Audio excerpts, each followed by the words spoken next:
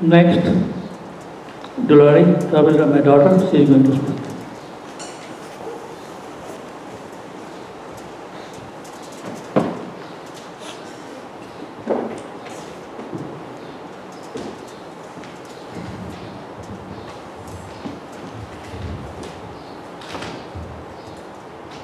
Hello. I'm going to try to hold it together.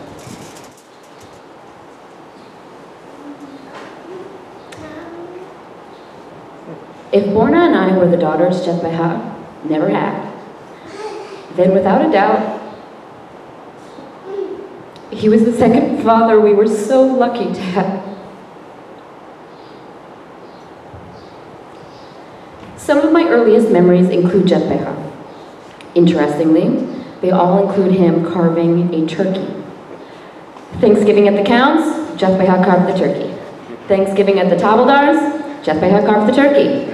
Thanksgiving at the other person's house, whose name I don't remember, there goes Jetbeha carving that turkey again.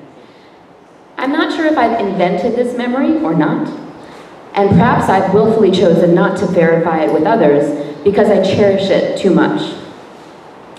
Jetbeha was a man whom you wanted to carve your turkey because he was a man you naturally wanted to guide you through all of your life decisions.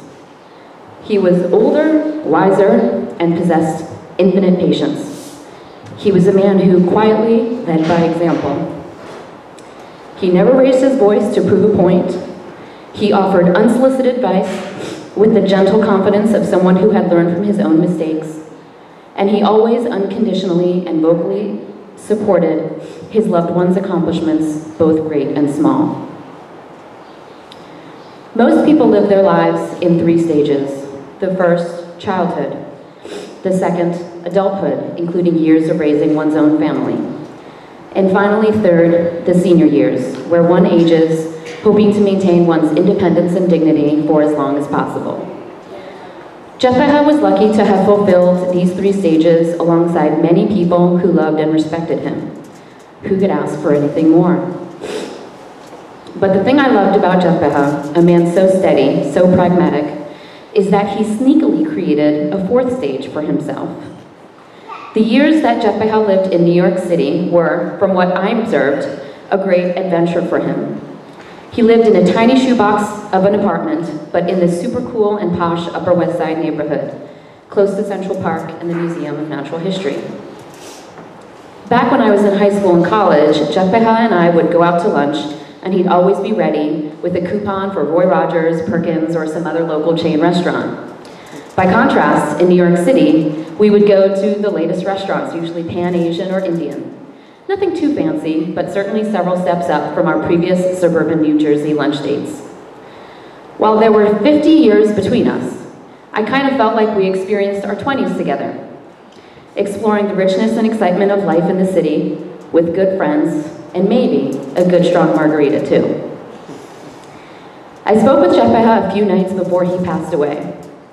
Somehow I knew it was going to be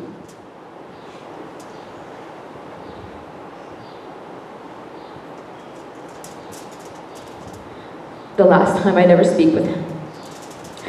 So I left that conversation feeling both sad and worried, and also grateful for the many years of love and laughter we had shared. As I was on all those Thanksgiving gatherings, when Jetbeha carved our communal turkey, I am grateful for the man he was and will continue to be in our collective memory.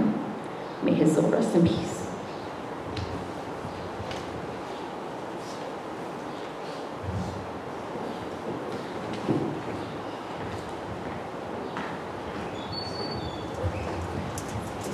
Rabindranath Kaur had many friends in New Jersey, as I mentioned before, but one of the closest I can think of is Numal Datta, who also used to live not too far, so I'd like to invite him to say a few words.